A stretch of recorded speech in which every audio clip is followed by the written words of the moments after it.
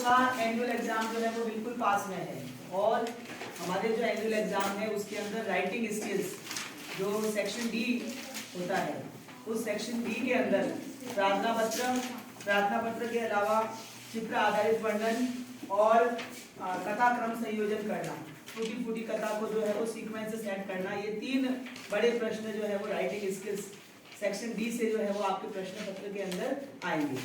तो उस section D का बहुत ही महत्वपूर्ण घटनाक्रम के आधार पे वाक्यों का निर्माण करना, किसके आधार पे वाक्यों का निर्माण करना या फिर चित्र के आधार पे वाक्यों का निर्माण करना, उस अभ्यास को आज हम करने जा रहे हैं। ठीक है, घटनानुसारम वाक्यानि रचना या चित्र आधारित वर्णन, 2 नाम है इसके। क्या नाम है?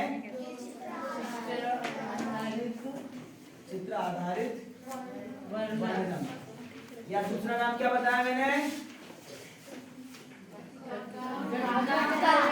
हाँ, घटना आधारित वर्णन, घटना आधारित वर्णन। कितने नाम है इसके? 2। या तो चित्र को देखिए और चित्र को देख करके चित्र में जो मंजूषा है उस मंजूषा में, मंजूषा का मतलब हेल्प बॉक्स, मंजूषा का क्या अर्थ है? हेल्प बॉक्स में जो वर्ड दे रखे हैं उन शब्दों की सहायता से आपको वाक्यों का निर्माण करना है। तो चित्र भी आपके हेल्प के लिए है, लेकिन आपकी ज्यादा सहायता जो है वो इसमें कौन करता है? मंजूषा के शब्द। किसके शब्द? आमतौर पे मंजूषा का मतलब होता है पेटी। क्या मतलब होता है? पेटी या पेटी का। लेकिन व्याकरण में जब हम उसको सादृश्य बिठाएंगे भाषा के साथ में, तो मंजूषा मतलब हेल्प बॉक्स। ये एक हेल्प बॉक्स, इस हेल्प बॉक्स के अंदर आपको कुछ शब्द दे रखे हैं और चित्र भी दिया हुआ है और उसके आधार पे आपको वाक्यों का निर्माण करना है। ये 5 मार्क्स का आपके एग्जाम में आएगा और बहुत आसान होता है, इसमें कुछ नहीं करना होता।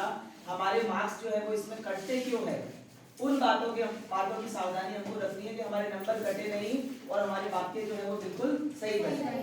मतलब आपको अपनी ओर से कुछ भी नहीं जोड़ना, सारी चीजें जो है वो कहाँ दे रखी है? Help box. सारी चीजें कहाँ दे रखी है? Help box. आपको हेल्प बॉक्स में से क्या उठाना है पता है? जब हम सेंटेंस बनाएंगे तो हर लैंग्वेज के अंदर वाक्यों का अपना एक क्रम होता है और वाक्य की एक शर्त होती है। जैसे संस्कृत व्याकरण में क्या शर्त होती है, आपको पढ़ाते समय कई बार बताया गया है। सबसे पहले जैसा हमारा कर्ता होगा उसी के अनुसार हम लिखेंगे क्रिया। मतलब कर्ता हमारा एक वचन में है तो क्रिया भी किसमें होगी? एक वचन में। कर्ता द्विवचन में है तो क्रिया भी द्विवचन में। कर्ता बहुवचन में है तो क्रिया भी बहुवचन में। बस इन बातों का ध्यान रखना है। सिंगुलर कर्ता के साथ में सिंगुलर वर्ब और प्लूरल कर्ता के साथ में प्लूरल वर्ब, इन बातों का ध्यान रखेंगे तो जैसा कर्ता आप ले रहे हो उसी के हिसाब से कर्म और उसी के हिसाब से क्रिया का आपको हेल्प बॉक्स में से चयन करना है। तो आपका एक भी वाक्य जो है वो गलत नहीं रहेगा। ठीक है, तो हम निर्माण करते हैं सबसे पहले वाक्य का। देखिए, कुछ शब्दों के अर्थ मैं आपको बता दूं। खगाहा, खग शब्द का अर्थ होता है पक्षी और खगाहा मतलब बहुत सारे पक्षी, 2 से ज्यादा। विकसंती मतलब खिलते हैं। कौन खिलता है? पुष्प कमल आदि। कमलानी मतलब कमल। कमलम कमले कमलानी। कमलम मीन्स एक कमल, कमले मीन्स 2 कमल और कमलानी मीन्स 2 से ज्यादा। उदयती मीन्स उदय होना। उदयती एक क्रिया है जो उदय होने के अर्थ में आती है। उदय कौन होता है? सूर्य। जो उदय होता है कई अस्त होता है, तो सूर्य उदय भी होता है और अस्त भी होता है। क्रीडंती मीन्स ये भी क्रिया है बहुवचन के अंदर। क्रीडति, क्रीडतः, क्रीडन्ति। एक जना खेल रहा है तो क्रीडति, 2 जने खेल रहे हैं तो क्रीडतः, 2 से ज्यादा खेल रहे हैं तो क्रीडन्ति।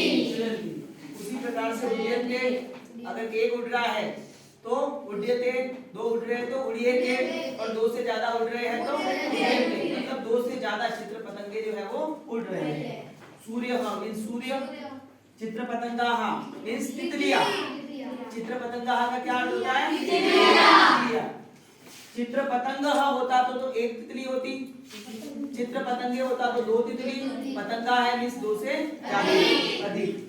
कूजंती भी क्रिया है, कूजती, कूजतः, कूजन्ति। अगर एक पक्षी कुहू कुहू कर रहा है तो कूजती, 2 कर रहे हैं तो कूजतः, 2 से ज्यादा कर रहे हैं तो यस, लास्ट वर्ड है बालाह। बालाह मीन्स बच्चे।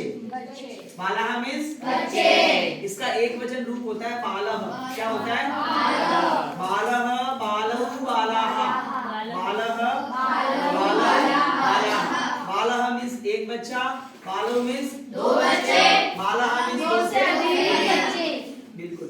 अब अपना सबसे पहला वाक्य, जैसे हम कर्ता के रूप में सूर्य को उठाते हैं तो इसके साथ में क्रिया क्या आएगी? सूर्य उदयति। आपका एक वाक्य बन गया? बना के नहीं बना? आपको अपनी ओर से कुछ भी नहीं लगाना, सारी चीजें इसमें दे रखी है। उसके बाद में हम इसमें से एक उठाते हैं, बाला। बच्चे क्या कर रहे हैं? दो वाक्य बने कि नहीं बने?